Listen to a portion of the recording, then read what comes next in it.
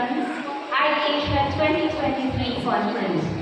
I am Sonia Pimentel, a faculty member from the University of Makati, currently the Dean of the College of Governance and Public Policy, and Thank it you. is a privilege to be your host this morning.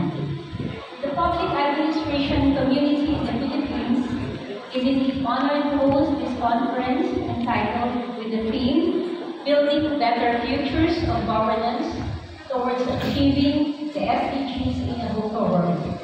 And we are astonished not just by the number of people in this hall, but by the number of different nationalities gathered in this hall this morning. Thank you very much. Salamat po for choosing the Philippines and for coming to this conference.